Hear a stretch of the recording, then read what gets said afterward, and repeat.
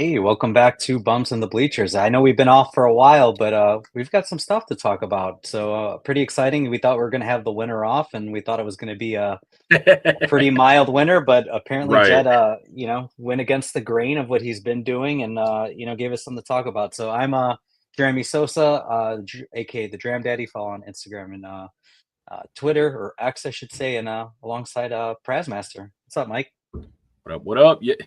Hold on. Tony, this channel still exists, okay? Just because we haven't been on doesn't mean that you shouldn't be tuning in to, say, this guy over here, Baloney, and the main bums, because they talk some good stuff too. But yeah, it has been a while for us. Season was still going on last time we recorded too. And I think the most Yeah. recent one that we did was like when the Cubs were about 3 games out of a wild card spot. And I was trying to build up hope towards them eking out a playoff spot as the eternal optimist that I am on this show, but have a little bit more of a Yeah. safety net now that there's a star in the middle of the Cubs lineup.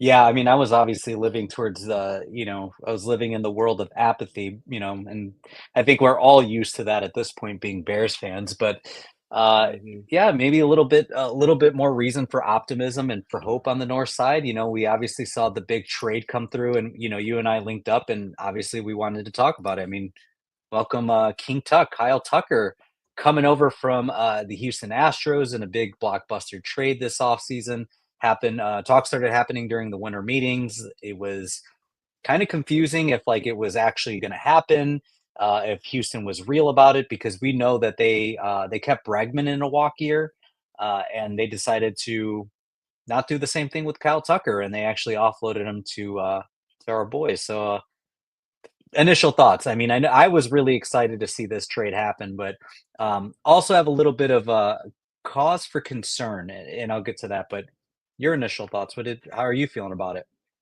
Like I said, Cubs with this move finally add a star bat to the middle of the lineup, a guy who, while in Houston, maybe flew a little bit under the radar just because it was such a star-studded lineup with Altuve, Bregman, Jordan Alvarez, and all the stars they have down there. But you know, the stats show he's been a top 10 hitter in baseball for a long time now.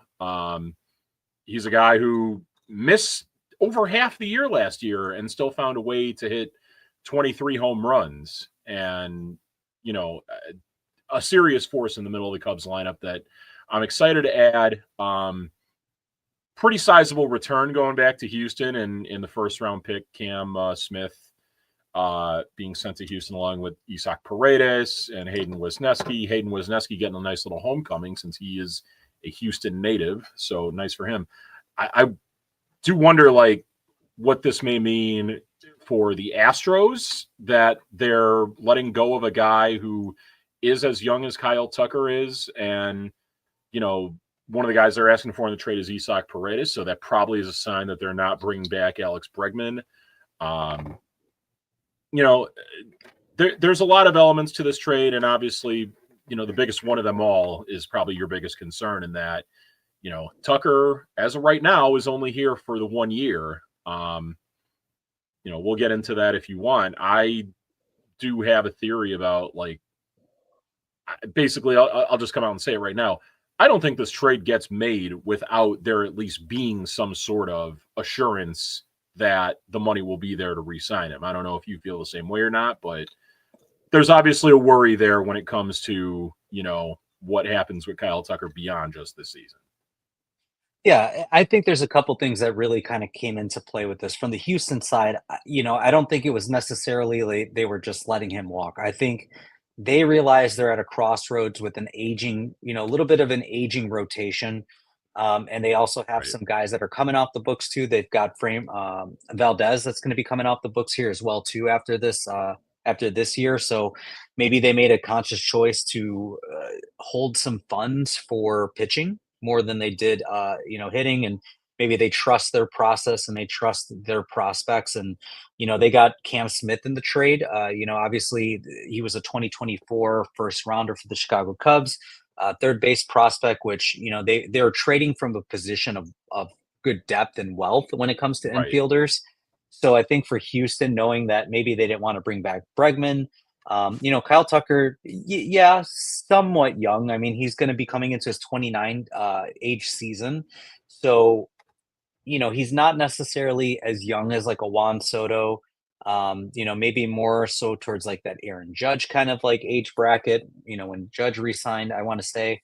Um, so I have mixed feelings here from this, and we were texting, before we decided For to, sure. come back and do this. But my Just concerns are that good. just for what it's worth, currently 27 right now. He'll be going into his age 28 season next season. Okay. Yeah. So, he's maybe in the second year of his prime, third year in his prime. He's really starting to see a good trajectory. To your point, like you said, he had a 4.7 WAR season in 78 games. Uh, he had an OPS plus of 181, I want to say, in that time span. He is one of the top 10 hitters in baseball, really, when you look at statistically.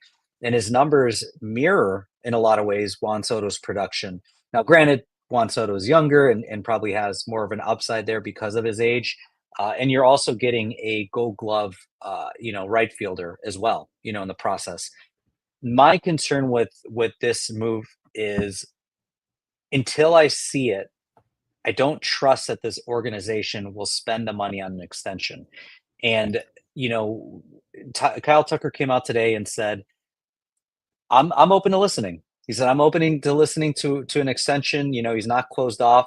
I'm a little hesitant to believe him because what else is he going to say in that moment, right? Like he just got traded to a new team, new organization. Is he really going to say, "No, I'm here for a year and then I'm going to hit free agency and I want to hear from everyone else"? I think he saw the money that Juan Soto got. He saw the money that Shohei Ohtani got. He's seeing that, and his agent as well are seeing that these contracts are getting larger and larger. Now, I don't think he's going to get a 15-year deal because he is, like you said, he's going to be rolling into his 28 age season here. So maybe a 10-year contract feels right, but I Right. think he's going to make upwards of 450 million easily, just based on the trajectory of these contracts that we're seeing from some of these, superstar players. And by all intents and purposes, he's a superstar player. So the Yep. biggest contract in Cubs history is still 8 years, 184 million, and that Jay belongs to Hay. Jason Hayward. Right. That was in 2015, right? Or 2016. So 2016. Yep. 2016. So we're looking 8 years later, and this contract looks like it's going to be upwards of 250 to 300 million dollars more than that contract. I just don't see this organization doing that yet. So that's my pause. That's my hesitation here from any kind of contract extension talk because they haven't proved it. They haven't showed us that they'll do that. I get where you're coming from. This does feel, obviously we're hoping for much different results. It feels very similar to when they signed Jason Hayward in 2016 because, Jason Hayward at that time was a very young player who, got called up when he was about 19 or 20 with the Braves. They did not manipulate his service time, so he became a free agent a year earlier than he could have possibly have done so. And the Cubs did pony up then for a guy that they had projected to become, a much better offensive player than what they wound up getting out of him. I feel like they're making a safer play here with Kyle Tucker. Um, the bat's proven. He's been a model of consistency down in Houston this whole time. And I don't think you make this move unless you are sure that it's going to be coming with the necessary revenue to try to re-sign him. I don't know. I could be wrong because this is also Jed Hoyer's last year on his contract, and there could be the factor of I'll go down swinging in the last year of my deal. Although if he really wanted to do that, why not just pony up for Juan Soto? But I don't think this is like the exact type of move that Theo Epstein also would have made if he were still here. I think.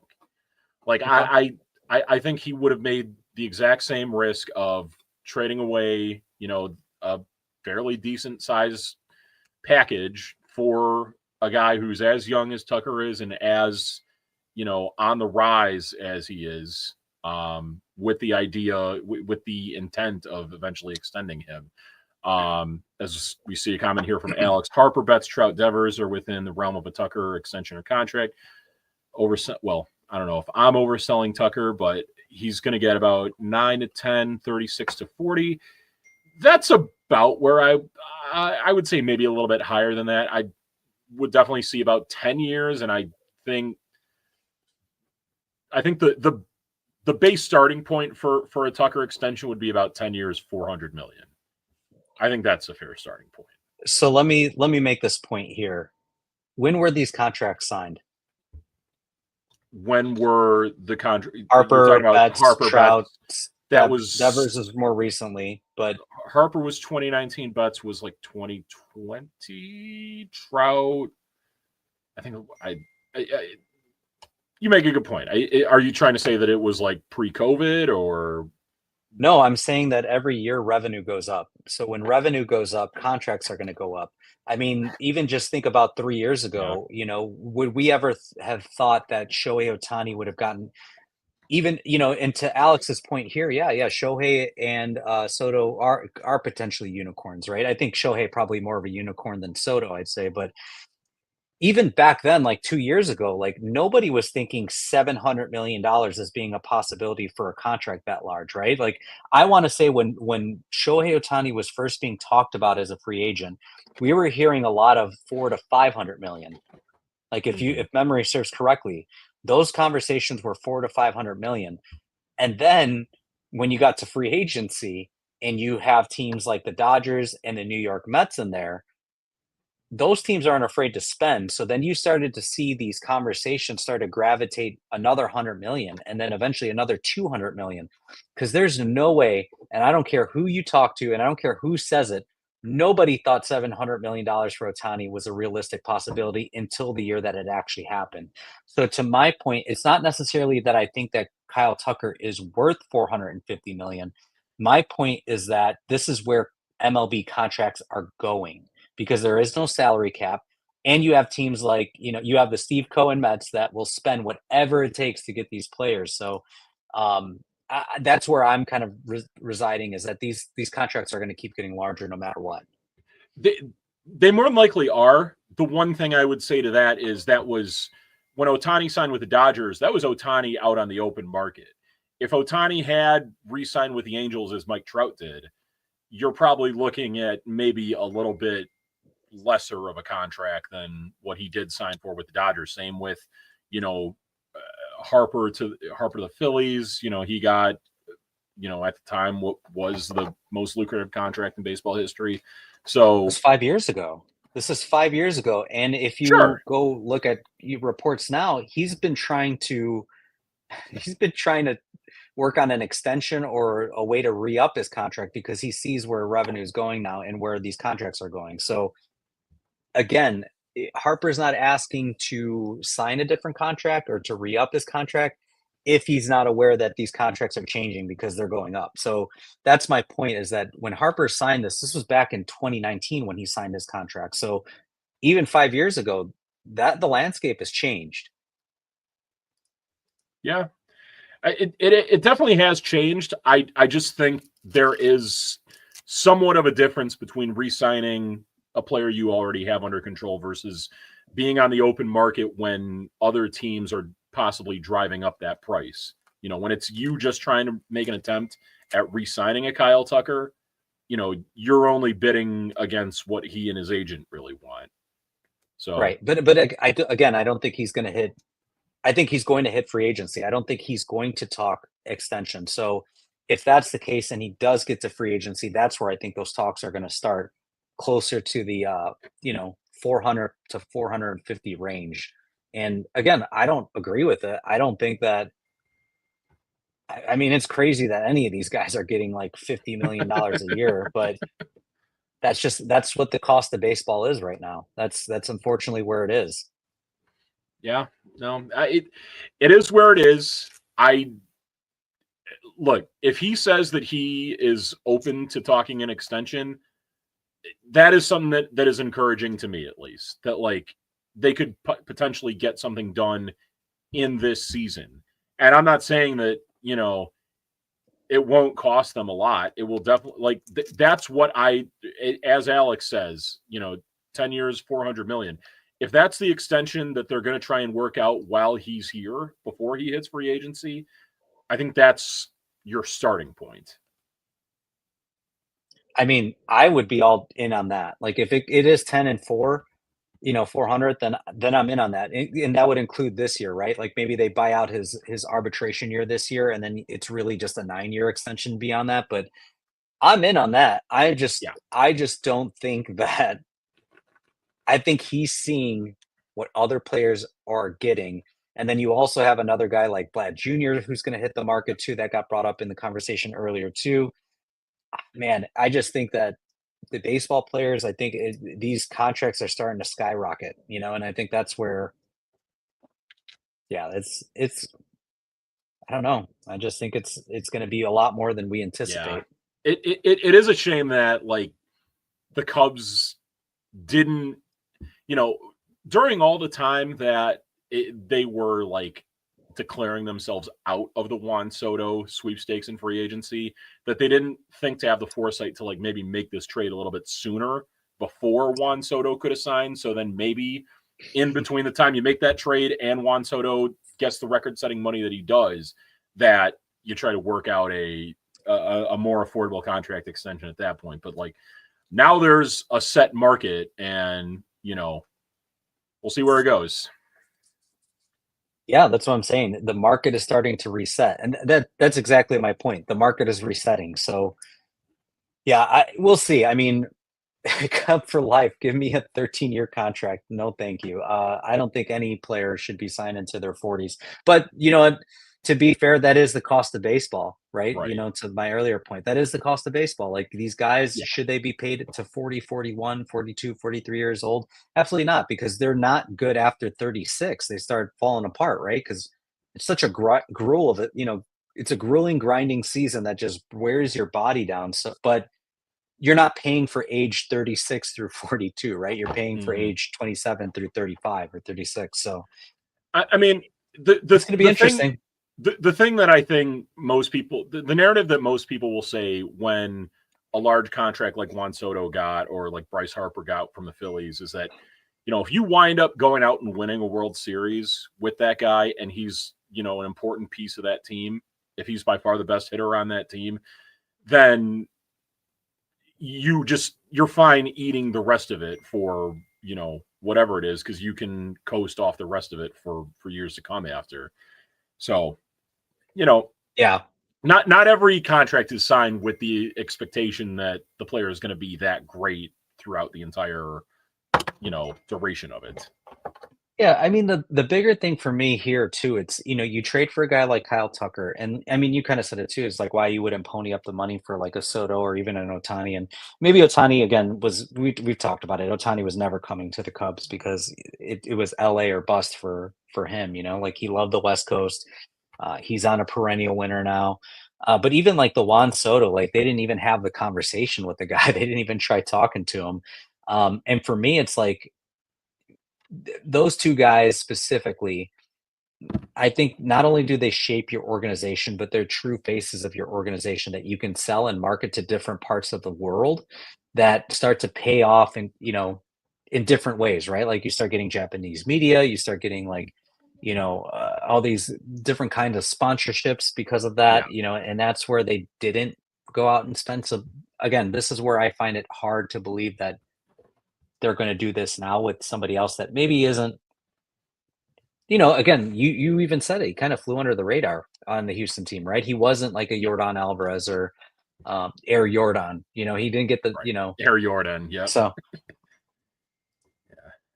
yeah, it's going to be pretty interesting, but I think that we talk about as an extension coming. We talk about this trade. Like, for you? Does this trade move the needle for this Cubs team? I mean, as of right now, let me ask you this: is Kyle Tucker the best player in the NL Central? I think he is. I would say with the aging Cardinals trading off pieces, I think with are we talking position players or are we talking Position players strictly, yeah, hitters strictly. I would say yes. Yeah, I would say because I don't think the Brewers have anybody that really like fully puts fear into your heart in that lineup, right? Like I think they just have a really good lineup. I think William Contreras might be their best hitter, right? Yeah, William Contreras is up there. He's at this point probably the best hitting catcher in baseball. And I do think that But he's projecting to have similar numbers to Kyle Tucker this year, if I'm not mistaken. So maybe you could make a case for sure, William Contreras. you got to factor in a little more limited playing time though as a catcher, that he'll get more time off. But yeah, I mean it it moves the needle slightly for me. I would be more excited to know, as Tony brings up, Matt Shaw. I don't know that he's the best player in the Cubs or the NL Central as a whole right now. Obviously, he hasn't even played a major league game yet. But I mean, the fact that you have that on the rise along with Kyle Tucker, like that does really move the needle for me, especially now that with the trade of Paredes, there's a spot now open for him at Shaw where he's, potentially going to be on the roster out of spring training. Maybe they work out an extension for him where they, buy out his arbitration years. I, it as far as the rest of the lineup goes, I mean, you got Michael Busch, you got, Dansby Swanson had a down year. You hope that like what Seiya did over the course of the last two second halves of the season could potentially work out for a full season if he's just focused on hitting as a primary DH going forward. So, Yeah. It's the same players but in different roles, and it does excite me, but like I would say tempered excitement, we'll say. Yeah. This feels a lot like the conversation we had last year.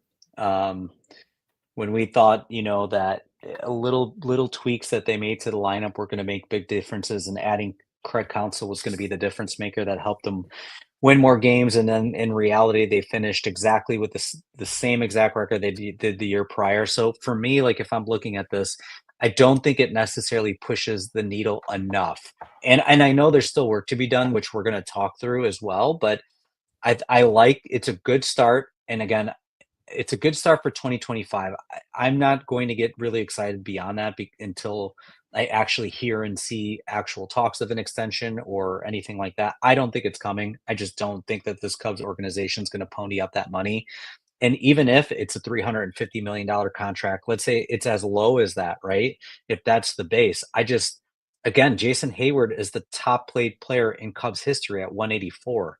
So that's still almost a $200 million deficit gap that they haven't showed any interest in trying to make up. So I just don't think they have the appetite to sign anybody longer than 8 years. I think that's their cutoff there when it comes to like contract, terms in years. They haven't done that. And I think they've shown the willingness to give a higher annual average. So I don't think that will be the thing that holds them over. I think the 8 years is going to be past 8 years is going to be tough for them. So if starts at 10 years or 9 years, I think that's going to just basically shoot that extension dead. See, I got to disagree with you. I think that, the term will help even out what the AAV is, and the AAV is what counts against the luxury tax. That's what their big concern is at this point. So, I would venture to guess that they'd try to go longer on term more than higher on AAV. Ooh. I could be wrong, but Yeah, I don't know. I don't see that. I just don't think they've even said it. Jed has said it that he doesn't want to go on deals longer than 8 years. That's especially for players I think that are in their late 20s at that point too. So Yeah, either Sure, way. but So but at what point in those guys in what point in damn near every player's career are they going to hit free agency? Juan Soto and Jason Hayward are probably like the two guys who hit it at the youngest point in their careers. Mhm. So, like you're kind of stuck at getting them at the age that, the Cubs got Kyle Tucker at. Like, this is probably the best case scenario as far as like acquiring a player from a different team that, you see a future with. Yeah. Well, here's my other side of this argument why I don't think that an extension is coming. Um, Other news just popped up today, right before we jumped on. Cody Bellinger has been traded to the New York Yankees, and so 2 points I want to make here that this about moving the needle and also the extension stuff too. We said Kyle Tucker was a 4.7 WAR player in 2024 in 78 games. Cody Bellinger was 2.2 WAR player that in the same year. So essentially, you're swapping outfielders here. You're getting maybe about 2.5 wins extra, which puts you at maybe about 85-ish wins. Trading Paredes maybe doesn't really move the needle either way. I want to say the Cubs had like either a flat or negative WAR at third base this year. So it's not like Mhm. they really got a huge lift after that trade anyway. So I think right now this trade currently, getting losing Bellinger, adding King, adding Kyle Tucker, maybe gets you to 85, 86 wins, and maybe take into account that, and again, these are all maybes, right? Maybe the St. Right. Louis Cardinals take steps back and you get a couple extra games against them. Um, but no guarantees in baseball, right? So, yep. And Donnie, made the point that this was in 78 games. I did say that. Cody Bellinger also didn't play a full year either. He was also hurt a good portion, and he had two different injuries throughout the year that lingered. So, maybe he would have been a little bit better. He would have been closer to the 2023 year versus the 2024. But again, I don't think it moves the needle that much yet. And there's still work to be done. But with the Bellinger trade, unless they have something else planned and they are looking to spend money, maybe it's money for an extension. Maybe it is. I don't know. Maybe Mhm. they are just, I mean, the Bellinger trade felt like a salary dump. That's what it felt like to me. They were trying to offload the 25 million that he's due this year, the 22 and a half that he's due next year. And they even paid 5 million to make him go away. So, Yeah. I mean, is it a salary dump? I would call it a salary dump plus. It's not just a salary dump, I would say. And I think the point that Donnie's making with the 78 games, look, Kyle Tucker in the 3 seasons previous to this one, where he played 140 or more games, posted a 5.7 WAR. That's a pretty significant jump. I mean, that's more than double what Cody Bellinger had done in this previous season. And granted, it was a little bit of a down year for him.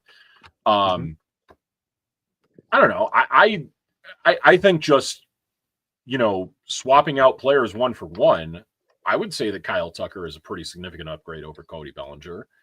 It would have been nice to keep them Yeah. both, but the reason why I say that it's a salary dump plus, I think it's also a roster construction dump as well too, because after trading for Cody Bellinger, where are you going to? I'm sorry, after trading for Kyle Tucker, where exactly does Cody Bellinger fit into this roster? You have your outfield set going into next year with Ian Happ, PCA, and now Kyle Tucker in right field. There's no Yep. spot. There's no starting spot in the outfield left for him to play. DH Mhm. will likely be Seiya Suzuki unless you could work out some sort of trade to get him off the books and get him to waive his no trade clause. And then the only other position you can really play him at is first base. And I don't see them moving away from Michael Busch unless there's some sort of trade made for Vlad Jr. But then again, if you get Vlad Jr., then that spot is also occupied.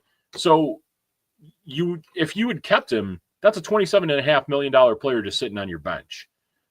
I don't think that is exactly a good, a good thing for the Cubs to just have that guy there when, there's no regular starting spot to play him at.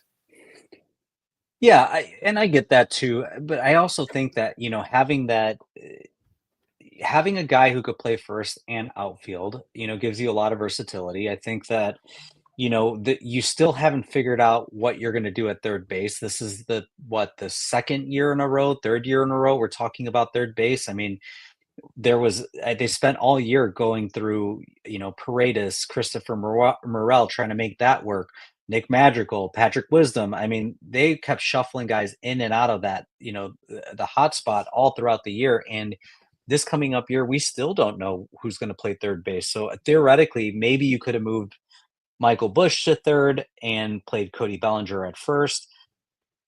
That could have been a possibility. Jed came out today and said that he envisions Michael Bush as an everyday first baseman. So it sounds like he's pretty committed with keeping Michael Bush at first. So yes, from a to your point, that does sound like part of the reason why they offloaded Cody Bellinger beyond just the contract. Maybe there's just no place for him to play at this point. But they didn't really get any kind of return, that is worth mentioning or talking about, really. We don't know what they see Cody, Petit as.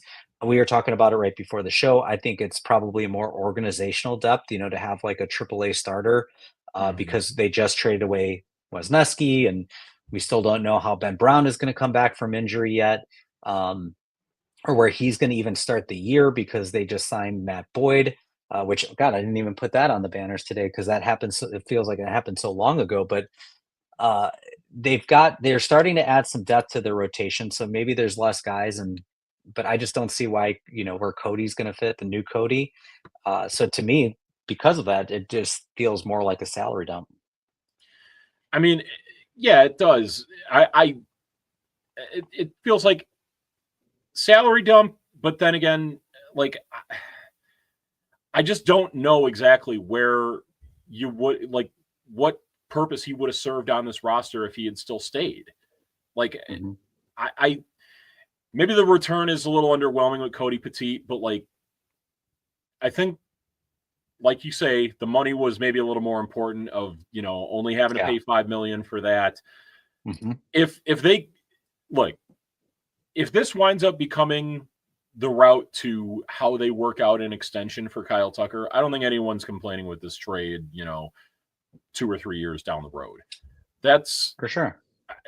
It feels to me like these two trades kind of had a hand in each other, that like, you don't make the Kyle Tucker trade without having some sort of plan to free up money to re-sign him, and B, having a place to actually play him, that you're not having to deal with a high salary not playing every day. That makes sense. Yeah. And yeah, I just, I get what you're saying. I get like there's not really like a real spot for him now, right? And I think like this is probably the most that the Cubs were going to get for him at this point too, because they had the leverage, because they basically took Kyle Tucker from the Yankees. The Yankees were obviously in on Kyle Tucker as well. They were looking for a left-handed bat to replace Juan Soto. The Cubs had a better package because they didn't want to trade. Was it Luis Gil that they didn't want to trade away?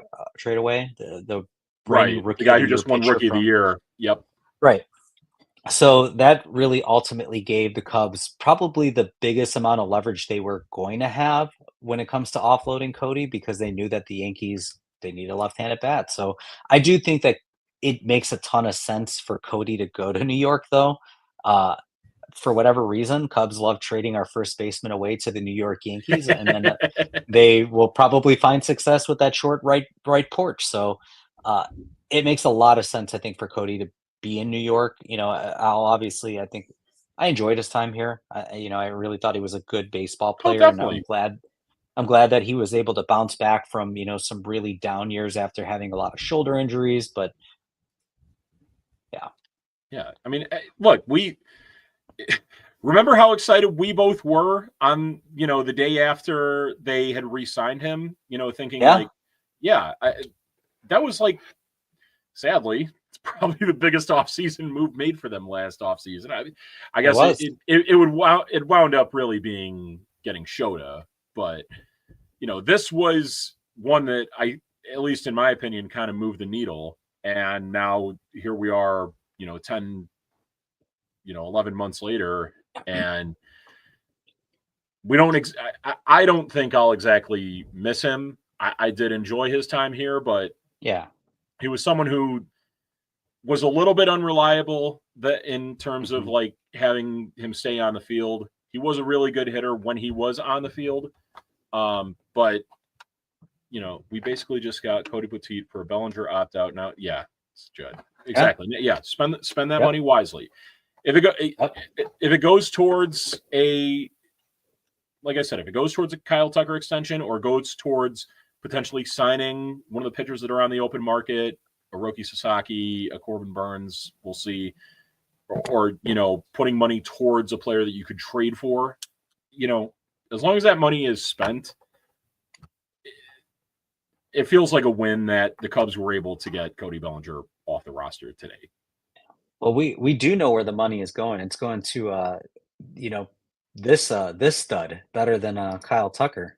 So we've got the ex Cardinal Carson Kelly coming back to Yeah, the NL Central. the MLB's American Idol winner, Kelly, or no, Yeah. Kelly Clarkson, not Carson Kelly. Oops. Yeah, close enough. I mean, Yeah, probably less notable, but yeah, and this is where it's like it's a nice signing. It's we know that they needed some depth, for catcher. I right. still am concerned with Amaya being your everyday catcher, considering, Absolutely. his arm and defensively just not being very strong. And the bat started coming alive in the second half, and that's the bat that we envisioned from Miguel Amaya. But defensively, is a liability. So adding a defensive-minded catcher like Carson Kelly's nice. It feels like more of a Yep. complementary piece for a team that is ready to compete versus a fix. And I think catcher is still an area of an opportunity for them. I think third base, catcher, these are again the same conversations we had at the beginning of last year. Catcher, third base. To me, it's a younger Yan Gomes. I don't know about the reason. Well, you say younger Jan Gomes. I think Jan Gomes, obviously, last year was not a good one for him, but the reason why he was so bad is he was another year older and was in kind of a career decline.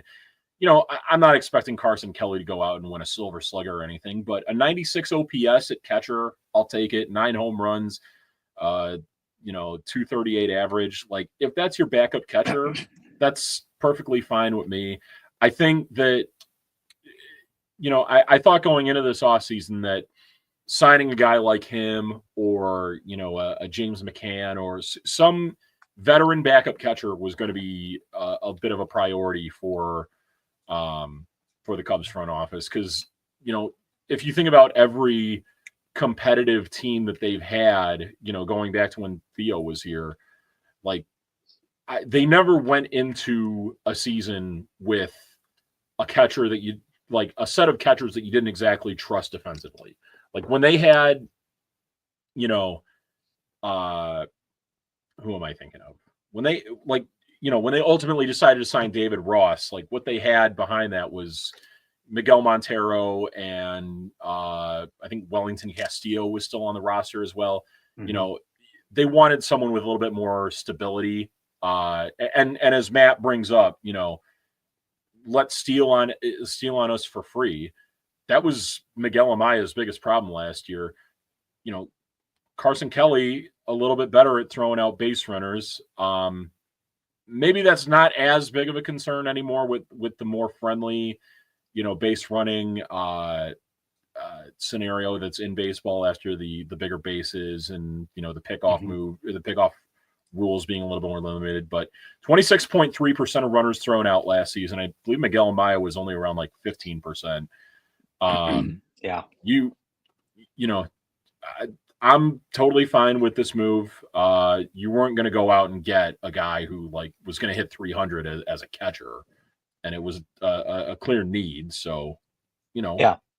it's not one that moves the needle, but one that could be a necessity. Yeah, so and we talked about Matt Boyd. I think that was, again, I feel like that is such a typical Judd Hoyer, like, signing. It's a guy that has had multiple injuries. Um, Right.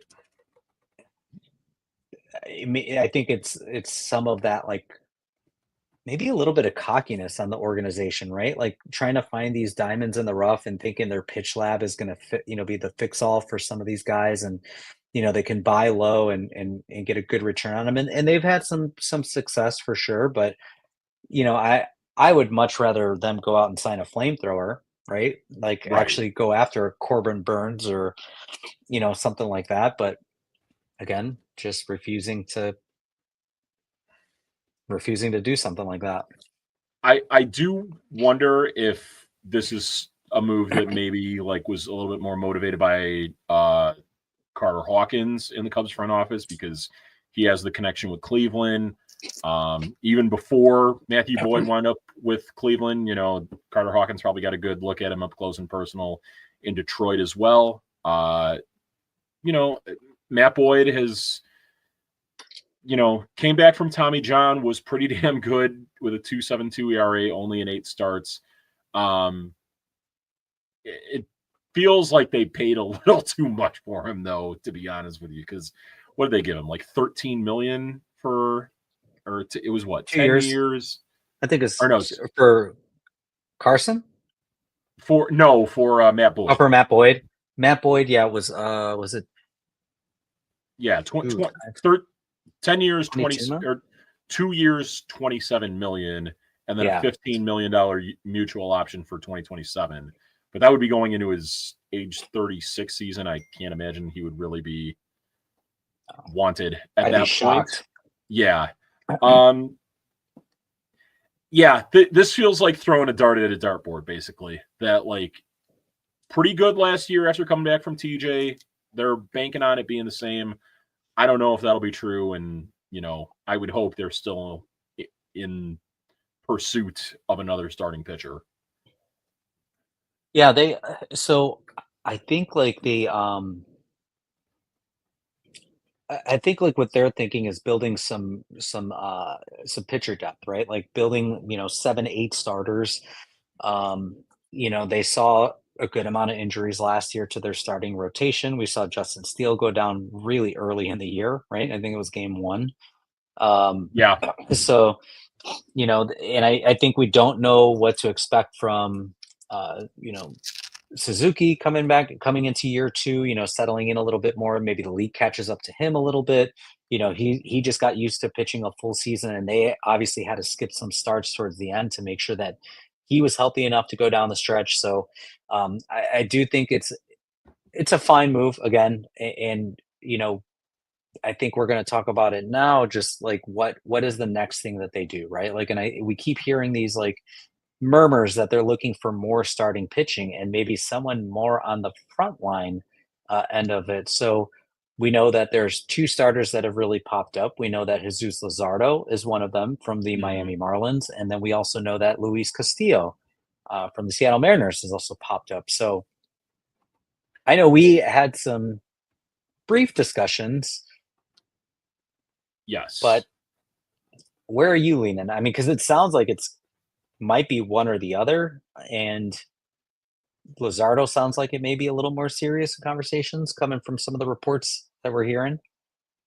I feel, yeah, Luzardo feels like the one that I would prefer more, especially after, when they made the Kyle Tucker trade, the only prospect of note that they really had to give up was Cam Smith. They have, more prospect capital to work with for a trade with the Marlins, who that would be their main focus in making a trade like this. Luzardo has been the better strikeout pitcher. He, ERA of 5, but a FIP of 4.26 this past season. Has shown to be pretty good on some not all that good Marlins teams. When you look at Luis Castillo, he is a guy that you look at his main numbers and they look pretty good. I'm pulling them up right now, unless you have them. Hold on one second. Luis Castillo. Here we go. So yeah, 3.56 career ERA since he's gotten to Seattle, 3.43. If you look at the home road splits for him, though, like tell a little bit of a different story. That Seattle is one of the more pitcher friendly ballparks in all of baseball. It's probably got the deepest outfield of anyone. At home this past season, 3.15 ERA, over a run higher on the road, 4.25 ERA. It does scare me a little bit when thinking about, him coming here and pitching in places like Milwaukee, Cincinnati, some of the places that, going on during the summer when the weather gets warmer and, Cincinnati, St. Louis here when it gets as warm as it does. I would be more comfortable trading for Jesus Luzardo, but Luis Castillo, maybe, there's the rumors going around that they would be interested in trying to trade Nico Horner. Maybe if the Cubs really don't want to hold on to him that long, maybe you trade Nico and a lower prospect for Castillo and see if that'll get the job done. I personally would prefer Luzardo between those two. Oh, I think you're muted. Or nope, never mind. There you go. Yeah. I have a tough time with both, and there's a couple things here, right? I think when you're looking at, hey, let me pull up Luzardo's numbers back up. So these are Jesus Luzardo's here. The biggest concern I have here is the health, right? Like I think the talent is there. I think when we talk about a high velocity pitcher, I think that, he's got it coming from the left side. It's the health. I mean, you look at how many years he's pitched so far. He's pitched in, I would say, even 2021 being his first real season. Only made 18 out of 25 starts. The next year, he only played, was it combined 25 starts again. And then you start to see that dip, 18 starts. He came back strong in 2023, pitching 32 games, and then was hurt most of last year with 12 games. So I think there's obviously a lot of concerns with overall health. It seems like he's always on the DL. So that scares me a little bit. He obviously had a down year last year. He had a couple good years mixed in here, in 2022. I would say even 2023 was pretty decent, but yeah, it's the overall health. Like, we always say it, the best ability is availability, right? Right. And I think you get a little bit more of that from Castillo. And I know he's a little bit older here. I agree with the splits. And the other thing I think that scares me with him is his hard hit rate has gone up every year over the last 3 or 4 years. So it does seem like the home road splits are a real thing, because if you're getting hit hard in a stadium like Seattle's, like you said, is more pitcher friendly, right? So Right. yeah, we talked about it. It's also a factor Sasaki, too of yeah. Luzardo being younger as well. He's only 26 versus Castillo, age 31. Yeah. So, a lot more miles on Castillo's arm than there are for Luzardo. I guess the main concern I have with Castillo may also be a little bit of a wash when you consider he did pinch in Cincinnati for a large part of his career. Yep. His ERA there is not far off from what his career ERA is. But I do just wonder, like, if there's a little bit of an adjustment that would be made, after spending as much time as he has in Seattle, to go from there to, a lot more volatile ballparks with Wrigley and what the NL Central has to offer. Yeah, we said it earlier in the show too. I mean, Suzuki's really that's the prize of pitching free agency right now, because they don't have to spend this big contract because he's technically an amateur coming out of the international side of things, right? So he's not going to be able to hit free agency as a professional the way that some of the other pitchers in the past have done. It's kind of similar to when I think Ohtani first came, right? He got to sign on a smaller international deal because he was an amateur. Right.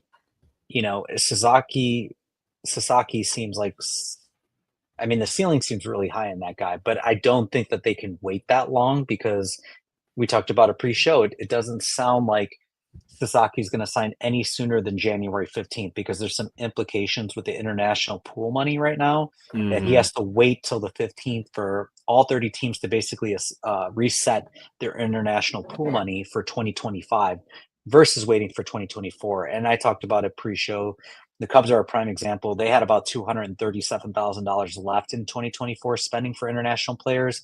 Once January 15th hits, they're back up to 6.2 million in spending. So they'll have more to spend there. So, but again, that's such a big gamble because I think we've heard the rumors that again the Dodgers again are going to probably prevail as the favorites here.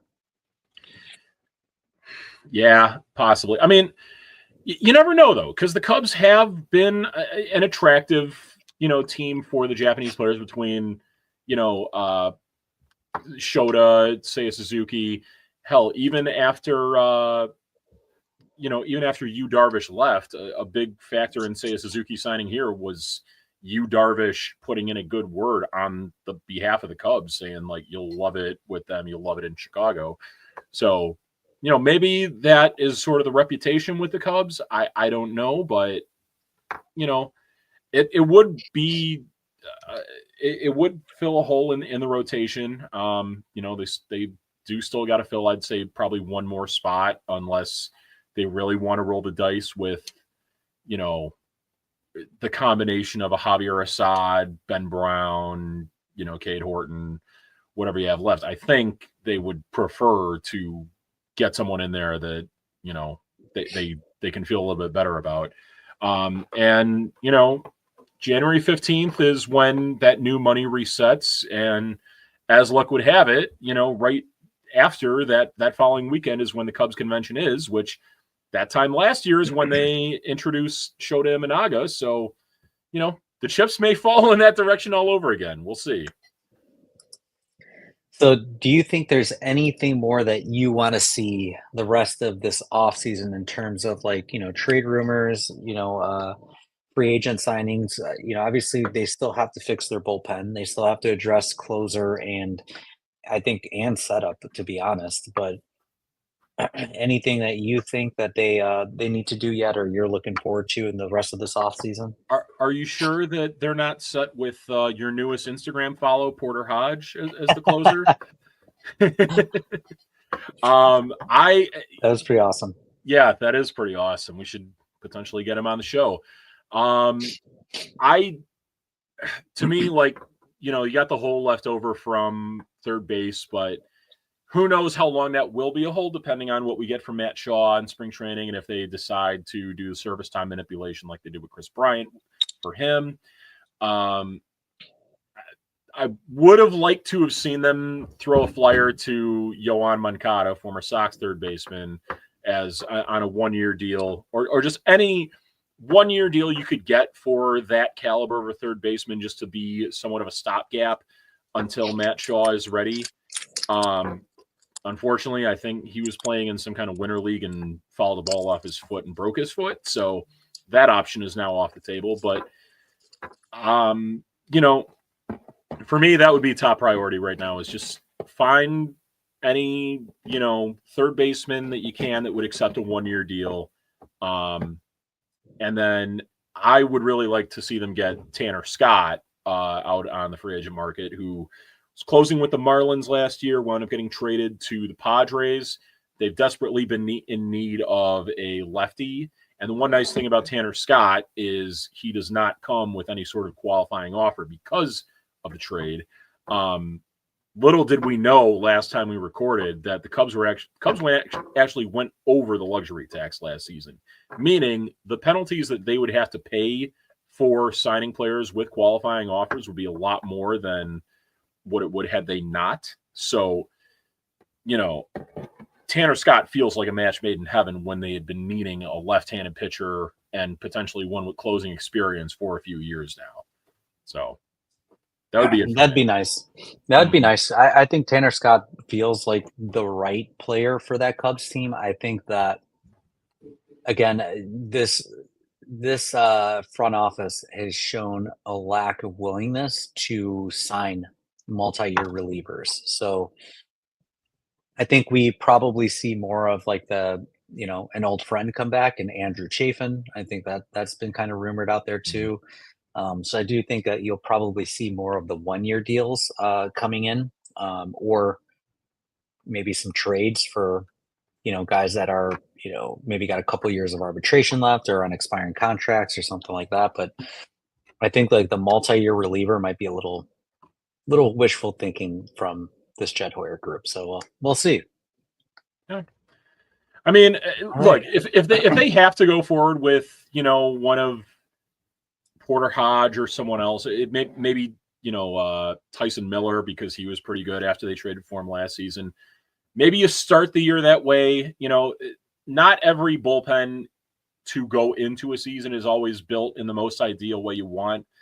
Relievers can be extremely volatile, and I think that if they do wind up going into a position where they're buying at the trade deadline again next season, that'll be the priority they go with as far as like looking for a closer then. I don't think they can afford to do that because we saw at the beginning of the year the amount of blown saves that team had, how early in the year that happened with Alzolay, who's obviously That's now true. outcasted from the Cubs. They lost a lot of games early that really put them out of contention where they, again, they tried to make a run at the end of the year and ultimately fell flat, but they had to dig themselves out of a big hole for the second year in a row. So I don't think that they can take that gamble of going in with what they have now and hoping to figure it out. I think they need someone who's established and somebody who has some actual closer experience. And I know Kirby Yates was another name that came up today, so that could be interesting. But I think there's got to be a couple guys that they bring on, even if they're not going to do multi-year deals. They got to bring a couple guys on. If they're going to do the 1-year route, they got to pick 2, 3 potential closer options. So, all right, Right. let's jump into player A, player B. I know you Yes. set this up, so I'm gonna show the banner, let you read off, and then we'll kind of go through it. Yep. So, first set of players here is what they did in 2024. Got a pair of relief pitchers. We got player A, who had 32 appearances, went 3-0 with a 193 ERA, 42 innings pitched. Did not have any sort of save opportunities.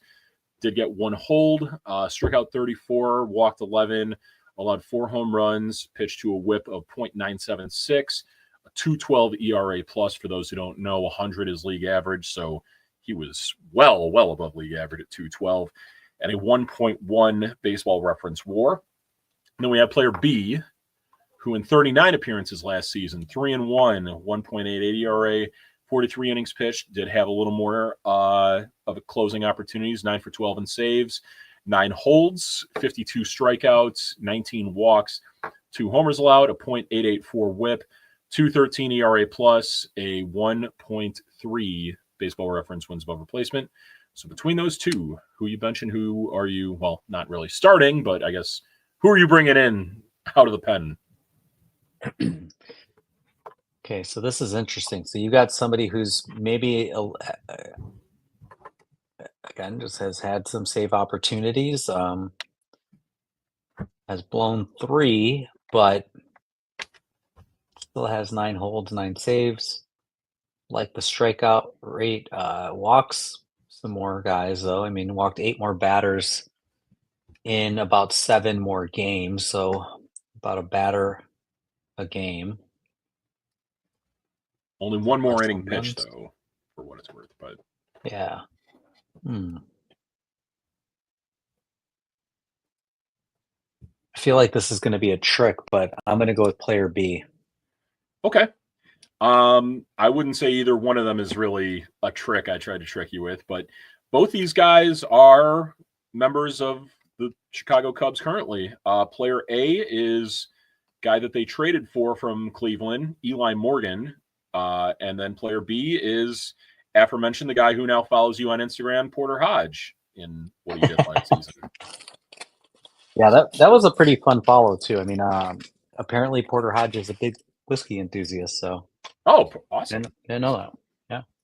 Might All have right. to Well, might have to rename him to like Dram Hodge, or he has a beer name. You got to go with the change it up with a whiskey name. Yeah. All right, let's do player A, player B, part two. So these two players, both active players, but this is what they've done over the course of their careers. Player A, over the course of 162 games, he has a 274 career batting average, 353 career OBP, 516 slugging, 869 OPS, 32 homers, 107 RBI, 93 runs scored, 71 extra base hits, averages 71 walks, averages 105 strikeouts, is good for 24 out of 27 in steals chances per 162, 139 weighted runs created plus, 5.9 baseball reference WAR.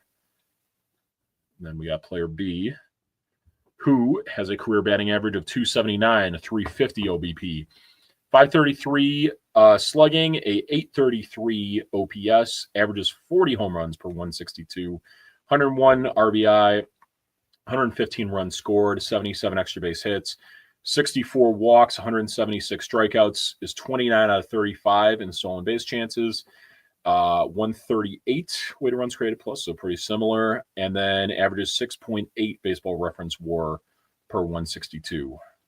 So between these two, who are you starting and who are you benching?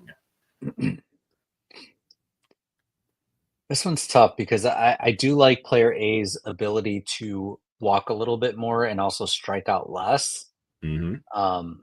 Feels like somebody who, probably puts the ball in play a little bit more.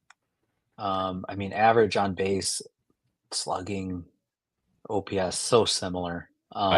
If you're leaning towards player B, I do have one little wrinkle to add with him, and that is that he has never played more than 141 games in any season.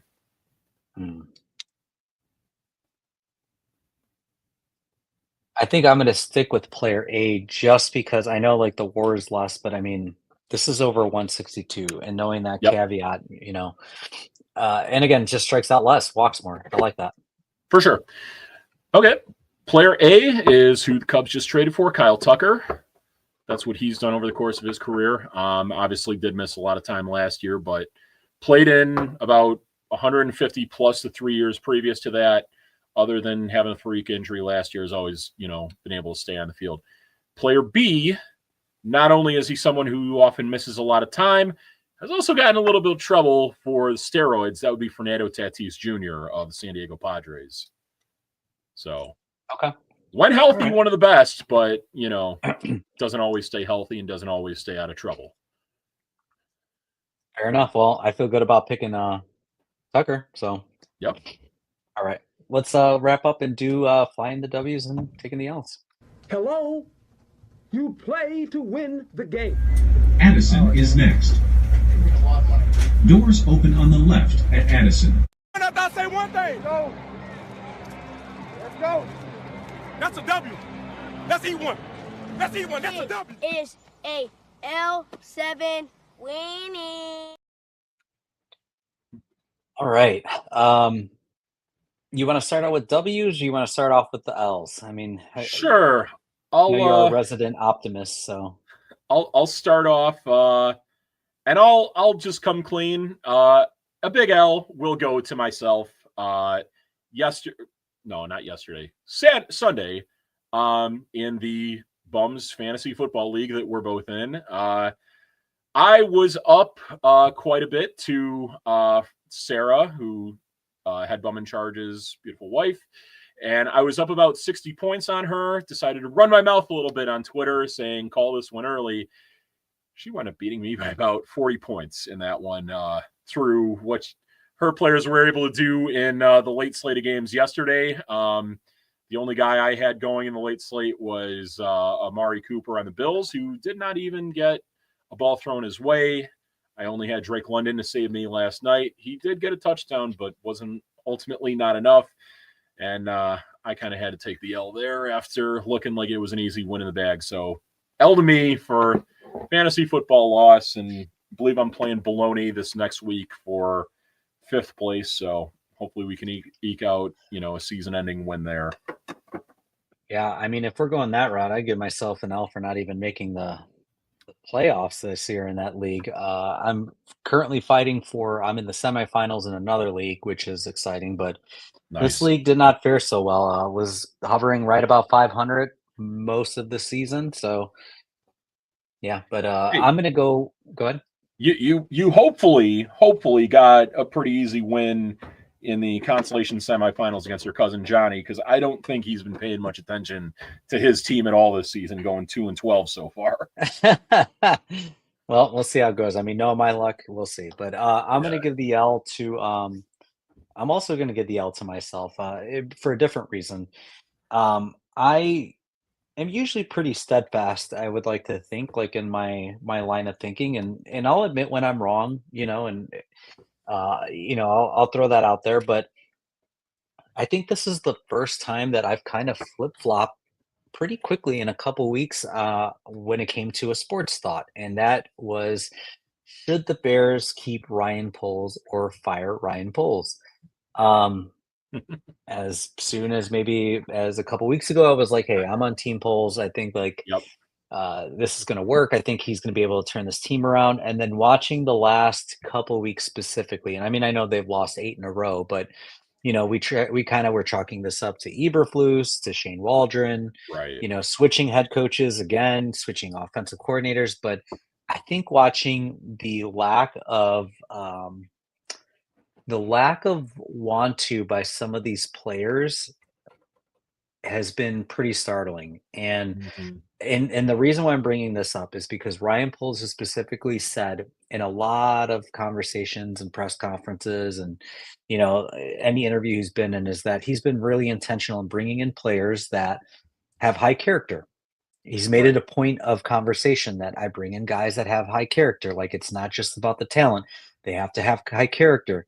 We've seen DJ Moore, who he just extended to a 4-year contract. Maybe step off the field early on plays. We've seen Jalen Johnson make business decisions and not making Yeah. tackles on touchdown plays. Mhm. I think we've seen Tyreek Stevenson, a guy he Oh, God. drafted a couple times this year, get into trouble and really not have any accountability for that. So for somebody who touts themselves so highly and being a good judge of character, um, we haven't really seen a lot of character from some of these players recently. So No. L Yeah. for me for flip flopping, and now I'm on the side of like I think they should move on from Ryan Poles. I see where you're coming from. I I'm good whatever they decide to do. I mean, Poles. I feel like he's brought in a pretty nice collection of talent, but right in front of us last night, had the one offensive lineman that he decided to draft this past draft, in Kieran Amagaji, making holding penalty after false start, after everything, and it's like, you've done so much to neglect actually building up an offensive line for both Justin Fields previously and now Caleb Williams, as we see right now. And the one guy that you currently have that you were having some high hopes for has so far been left a lot to be desired. I mean, it's unfortunate. Ryan Poles was a guy that I think everyone in Chicago was pretty highly on board with. And now, I think we're kind of second guessing some of his decisions. Hopefully the one pick he got right was Caleb Williams. And so far, pretty good, with the caveats that he's had to deal with a lot of, offensive line problems. And, before they fired Eberflus, a coach that maybe was a little bit over his head. But man, I don't know that if they keep him, fine, but he has to get it right in 2025 if he stays. And if not, I guess the big concern I would have with that is the same one I would feel about firing Jed Hoyer with the Cubs, is that, like, are you really confident in the McCaskies going out and finding a replacement that would be better than him? And I can't really say that I do. No, and I think like the only reason why I think it might actually be a good thing too, as well, is like it might be the first time where they actually let the president hire the general manager and then them hire the head coach, and it actually goes in order. Yeah. The only problem is the quarterback's not lined up with them. So I don't think there's a win-win from this organization anyway. But who do you got for your W? W. I haven't seen him in the comments lately, but he was in the comments earlier. It's my guy Tony, Walnut 2008. About a month ago, he and his wife Allie got married, and I was the best man in it. So big congratulations to him. Big step up in life, and obviously making me a big part of it. I'm forever thankful for him doing that. So shout out Tony. He and I will be going opening day together. We'll be making a couple other road trips. So Tony, my guy, you're a very loyal listener. You're one of my best friends, and appreciate you, and big W to you. That's awesome. Congratulations too. I mean, that's a huge life event, getting married. Yep. Awesome. Well, I'm going to wrap us up here. I'm going to stick with sports. My W goes to Marcus Freeman, the head coach from Notre Dame. Ah, yeah. There we go.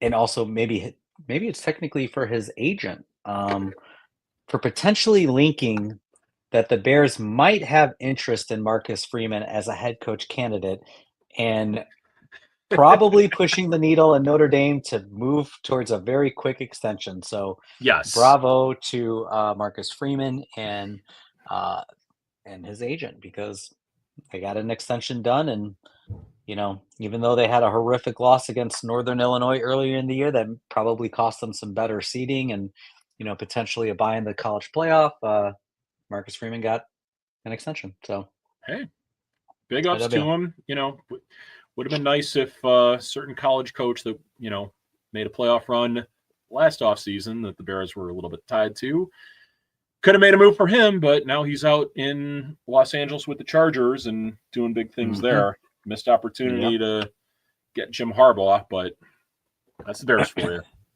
Yep, that is the Bears for you. Well, appreciate everyone for jumping on listening. It was good to kind of get back into it and catch up. Hopefully we will have some more Cubs news coming up here in the next few weeks. We've got the convention coming up, like you said, next month. So hopefully we can jump on again. So kind of stay tuned. We're kind of playing it by ear and seeing what Jed has up his sleeve. It sounds like it's going to be a lot more trades that he's working on, but yeah, we'll see what happens. But appreciate it. Absolutely. Thank you all for tuning in. Merry Christmas, happy holidays, happy New Year. Best to you and yours in 2025, and we hope you're back with us in 2025 as well. Awesome. All right. Have a good night, Mike. Take it easy, man. Good night. You too.